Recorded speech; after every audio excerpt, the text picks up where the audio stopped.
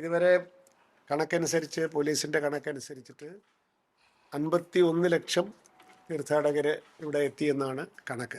അത് 12-ാം തീയതി വരെ മാത്രം. 12-ാം തീയതി വരെ 51 ലക്ഷം പേരാണ് മല കയറിയിരിക്കുന്നത്. കഴിഞ്ഞ വർഷം ഈ സമയത്ത് 48 ലക്ഷമാണ് വന്നിട്ടുള്ളത്. കഴിഞ്ഞ വർഷം വരുമാനത്തിൻ്റെ കാര്യത്തിൽ ഇതുവരെ മണ്ഡലപൂജയും മകരവിളക്കും കൂടെ ചേർത്ത്, മകരവിളക്ക് എന്ന് പറഞ്ഞാൽ ഇതുവരെ ഇന്നലെ വരെ ഉള്ളത് ചേർത്തിട്ട് നമുക്ക് 429 കോടി രൂപ വരുമാനമുണ്ട്. ആസ് അഗൻസ്റ്റ് എത്രയെന്ന് പറഞ്ഞത് 300. കഴിഞ്ഞ വർഷം ഇതേ സമയത്ത് 380 കോടി രൂപയായിരുന്നു വരുമാനം. ഇപ്രാവശ്യം 429 കോടിയാണ് ഇന്നലെ വരെ ഉള്ള വരുമാനം. ഇത്രയും പൊതുവായ രണ്ട് കണക്കുകൾ. ഇനി പിന്നെ മകരവിളക്കിനുള്ള സജ്ജീകരണങ്ങളെല്ലാം തയ്യാറാണ്. അവിടുന്ന് നിങ്ങൾക്കറിയാം, എന്താണ്, തിരുവാഭരണ ഘോഷയാത്ര നടന്നുകൊണ്ടിരിക്കുകയാണ്. മകരവിളക്ക് കാണാനുള്ള സ്ഥലങ്ങളിലൊക്കെ നമ്മുടെ മരാമത്ത് തന്നെ കൃത്യമായിട്ട് സ്ട്രോങ് ആയിട്ടുള്ള ബാരിക്കേഡ്സൊക്കെ ചെയ്തു.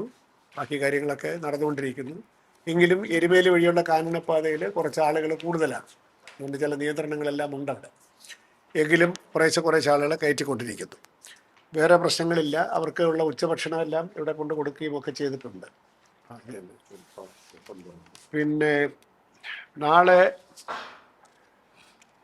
വേറെ 1-2 ഇഷ്യൂസ് ഉള്ളത്. നാണയം എണ്ണി തീർന്നില്ല എന്ന് ചില വാർത്തകൾ കണ്ട് ശരിയുമാണ്.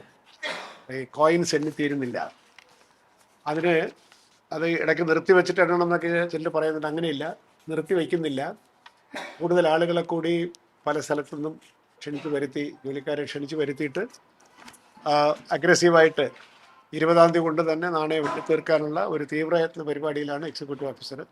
മറ്റ് ക്ഷേത്രങ്ങളിൽ നിന്ന് ആളുകളെ വരുത്തിയിട്ടു.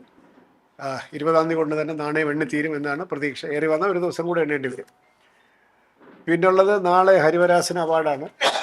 10 മണിക്ക് തിരുവിഴ ജയശങ്കർക്ക് അവാർഡ് കൊടുക്കും. ബഹുമാനപ്പെട്ട മന്ത്രി, ദേവസ്വം മന്ത്രി ഇന്നെത്തുമെന്നാണ് ഞാൻ വിചാരിക്കുന്നത്.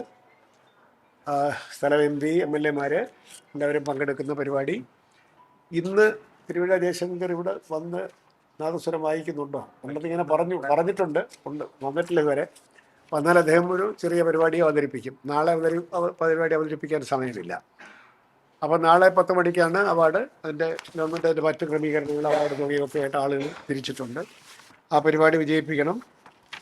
പിന്നെ ഒരു 1-2 ചില വിജിലൻസ് കേസുകളൊക്കെ ആടിയ ശിഷ്ടം നെയ്യെപ്പറ്റിയൊക്കെ നേരത്തെ വാർത്തകളൊക്കെ വന്നു. അത് ഒരു സുനിൽകുമാർ പോറ്റി എന്നൊരാളെ ഞങ്ങൾ ഇന്നലെ ബോർഡ് തന്നെ സസ്പെൻഡ് ചെയ്തു. വിജിലൻസ് പറഞ്ഞത് ഇന്നത് കോടതിയിലും വന്നിട്ടുണ്ടത്. കൂടുതൽ വിജിലൻസ് അന്വേഷണം വേണമെന്ന് കോടതി പറഞ്ഞിരിക്കുന്നു. പിന്നെ പറയേണ്ട ഒരു കാര്യം, അടുത്ത വർഷത്തേക്കുള്ള തയ്യാറെടുപ്പും ഈ വർഷത്തിൻ്റെ കാര്യങ്ങളുടെ ഒരു അവലോകനവും പ്രത്യേകമായിട്ട് ബോർഡിൻ്റെ നേതൃത്വത്തിൽ ഫെബ്രുവരി 6-ാം തീയതി തിരുവനന്തപുരത്ത് വെച്ച് നടത്തണം എന്ന് വിചാരിക്കുകയാണ്.